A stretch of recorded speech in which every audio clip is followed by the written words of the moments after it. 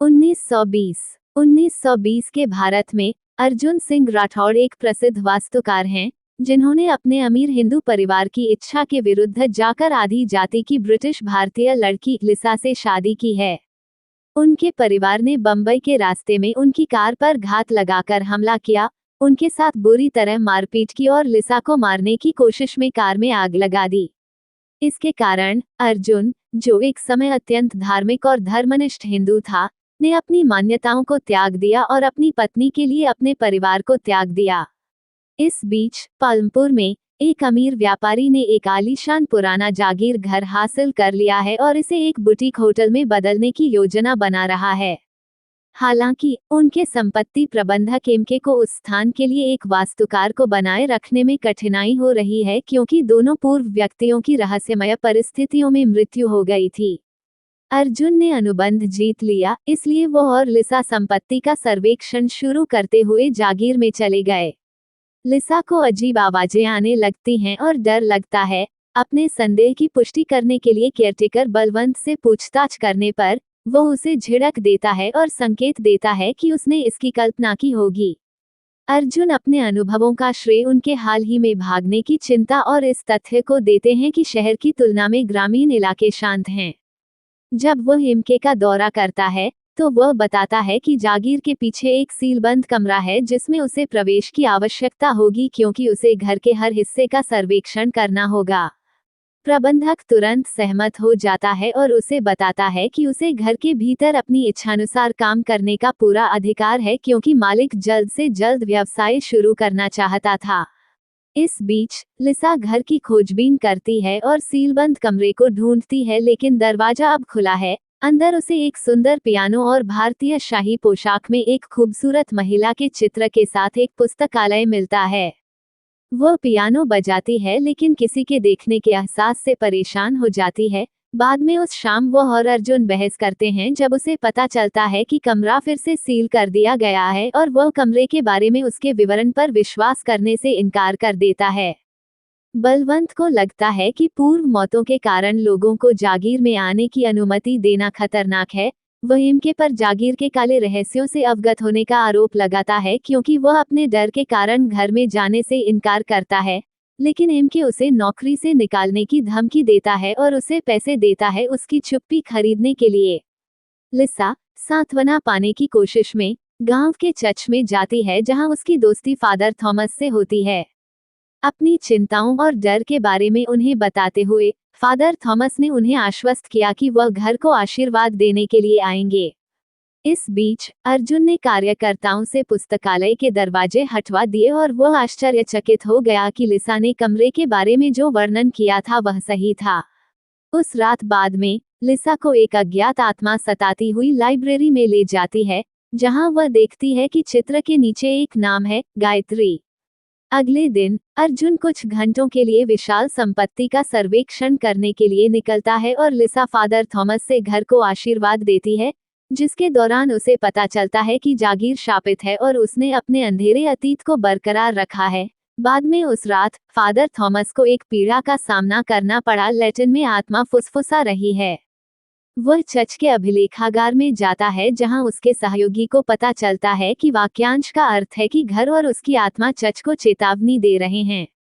अगले दिन वह जागीर में रहने वालों को चेतावनी देने के लिए दौड़ता है, लेकिन पता चलता है कि अर्जुन परियोजना आपूर्तिकर्ताओं के साथ एक हाई प्रोफाइल बैठक के लिए लिसा को कुछ हफ्तों के लिए दिल्ली ले गया है। फादर थॉमस बलवंत से लिसा और अर्जुन को ये संदेश देने के लिए कहते हैं कि उनके लिए घर में रहना खतरनाक है, और वह ऐसा करने का वादा करता है। दिल्ली की सड़क पर अर्जुन की गाड़ी को सैनिकों द्वारा रोका जाता है, जो उन्हें सूचित करते हैं कि सड़कों के आगे विद्रोहियों की लड़ाई के कारण सड़कें खतरनाक हैं। चूंकि अर्जुन समय बर्बाद नहीं कर सकता, इसलिए वह लिसा को घर पर छोड़ देता है और सशस्त्र गार्डों के साथ अपनी यात्रा पर आगे बढ़ता है। जब लिसा घर आती है तो बलवंत फादर थॉमस का संदेश देने से इनकार कर देता है और एक रात की दहशत के बाद वह बुरी तरह बीमार पड़ जाती है। चर्च की खिड़कियों से खून बहने लगता है और फादर थॉमस को डर है कि लिसा बहुत खतरे में है। जब अर्जुन गंभीर रूप से बीमार पत्नी को लेकर घर आता है तो वह एक डॉक्टर की मदद लेता है जो उससे उसे अस्पताल में भर्ती कराने का आग्रह करता है। फादर थॉमस ने अर्जुन को ये बताने की कोशिश की कि लिसा पर भूत प्रेत है, लेकिन उस पर विश्वास नहीं किया गया। अस्पताल में लिसा की हालत खराब हो गई क्योंकि अंततः आत्मा प्रकट हो गई। जब डॉक्टर और उसका स्टाफ उसे बेहोश करने की कोशिश करते हैं, तो आत्मा सभी को बताती है कि कैसे डॉक्टर ने अपने वरिष्ठ की युवा बेटी को उसी कमरे में बेहोश करके उसके साथ बलात्कार किया। अपने रहस्य उजागर होने से आहत होकर डॉक्टर इस बात पर सहमत हो जाता है कि अर्जुन लिसा को बचाने के लिए धार्मिक तरीकों का प्रयास करेगा।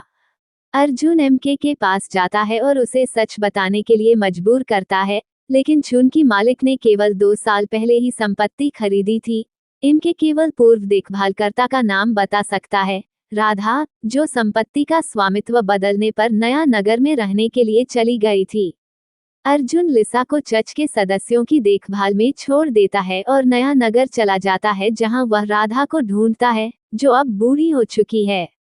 राधा ने खुलासा किया कि यह घर कभी राय बहादुर के स्वामित्व में था, जो शाही वंश का एक धनी भारतीय था। 1857 में, जब राधा एक बच्ची थी, वह अपनी बेटी गायत्री और उसकी नौकरानी केसरमा और राधा को 2 बूढ़े पुरुष नौकरों के साथ संपत्ति चलाने के लिए छोड़कर अंग्रेजों से लड़ रहे थे। एक रात जागीर के निवासी चीख पुकार से परेशान हो जाते हैं और पाते हैं कि भारतीय सेना की वर्दी में एक व्यक्ति बुरी तरह घायल अवस्था में संपत्ति के आसपास लड़खड़ा रहा है।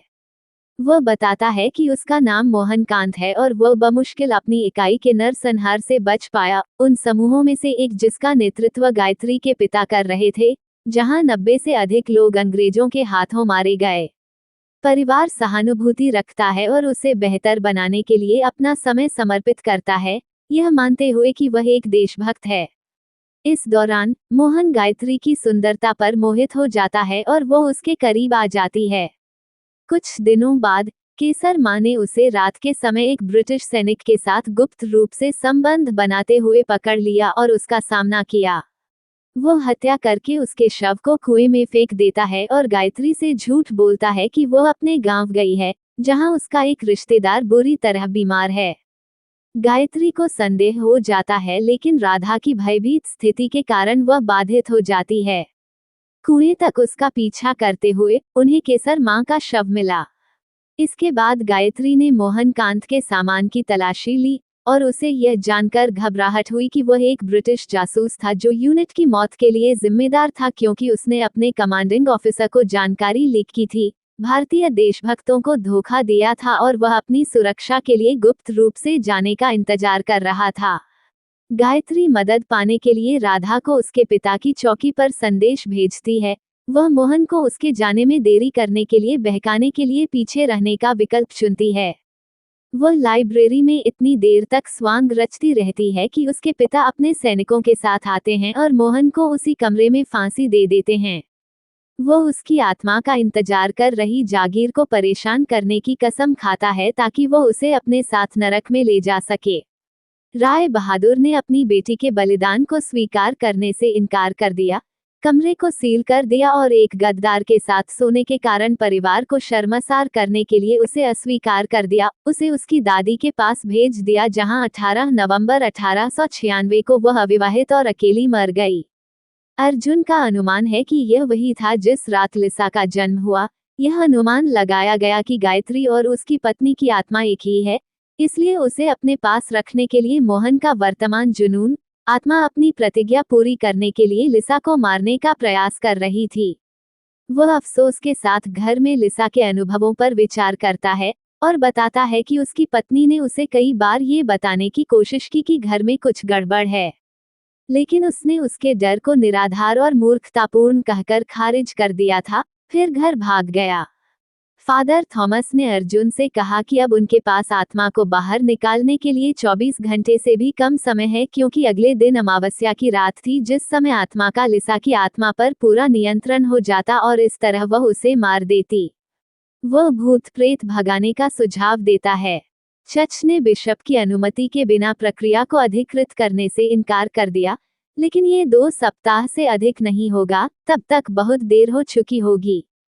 फादर थॉमस ने अपने वरिष्ठ के आदेशों की अवहेलना की और अनुष्ठान जारी रखा। भूत भगाने के दौरान बलवंत और फादर थॉमस की आत्मा की ताकत के कारण मृत्यु हो जाती है। अर्जुन इस प्रक्रिया को अपनाता है, लेकिन उसे अपने विश्वास को त्यागने में अपने नास्तिक रुख का पुनर्मूल्यांकन करने के लिए मजबूर होना पड़ता है। अंततः वह हनुमान चालीसा का प्रयोग करके सफल हो पाता है। मोहन की आत्मा नष्ट हो गई और लिसा मुक्त हो गई।